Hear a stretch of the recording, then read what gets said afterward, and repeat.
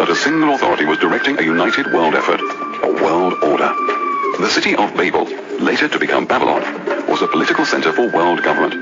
By possessing such a global energy center, Babel effectively controlled the world. The egotistic founders of Babylon grew more and more wicked and mad until they thought in their hearts they were some sort of gods themselves.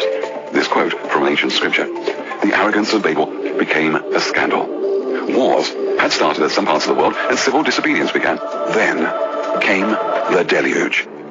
The deluge, November the 17th, 3398 BC. That day was probably like most others, temperate, balmy. In one longitude, millions were dining, entertaining, relaxing.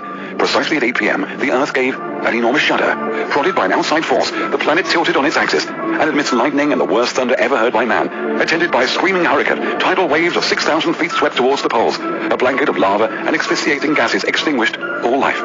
This cataclysm wiped the mother civilization from the face of the earth and consigned its products to a watery grave forever. Not only were the antediluvian people buried, but their technological achievements were destroyed, including all form of machinery and construction. It is quite possible that areas which were most densely populated were submerged by the sea or buried under thousands of feet of debris.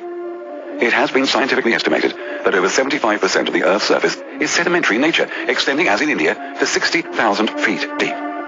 The sudden breakup of the totalitarian world government was the catalyst. In the events which followed, most continents and island groups were to become so isolated, they would all but forget each other's existence.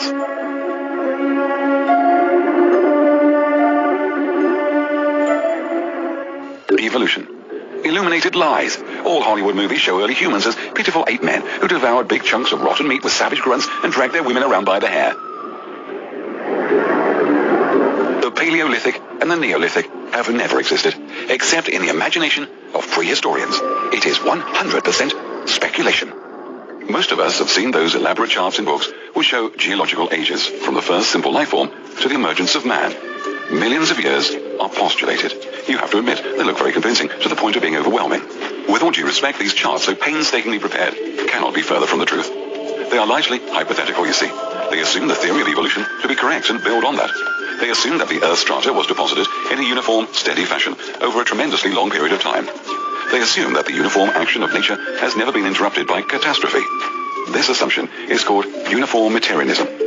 At school, the orderly evolutionary sequence spanning millions of years was indicated by the rock strata with its ascending fossils. For example, coal beds were laid down 340 million years ago. Dinosaurs ruled from 130 to 65 million years BC, and man appeared just a million or so years ago.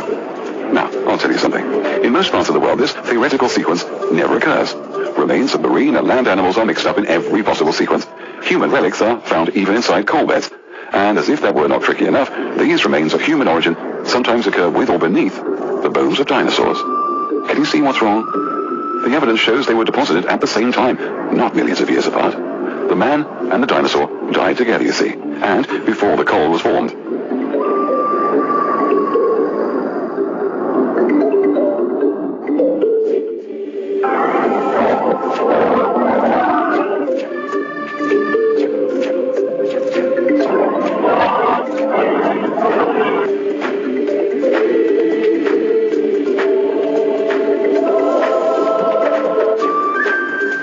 Of thermodynamics.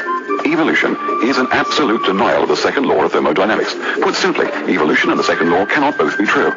As for the second law of thermodynamics, it has been confirmed by numerous and varied scientific tests, while evolution is, and always has been, a theoretical model. By no means is evolution universally accepted by scientists, yet it is often mistaken for science. You'll be surprised, for example, how many people have accepted the myth that science has shown there is no creator. Evolution is the kingpin of modern atheism and world communism. Evolution is in trouble, no matter how enthusiastically it tries to sell its speculations. Something in nature keeps standing up and saying, no, the two great universal principles of thermodynamics, energy conservation and deterioration, bear witness to the scientific necessity of an original creation. We speak of millions of years of terrestrial life only because evolution demands that it be so. It needs the time.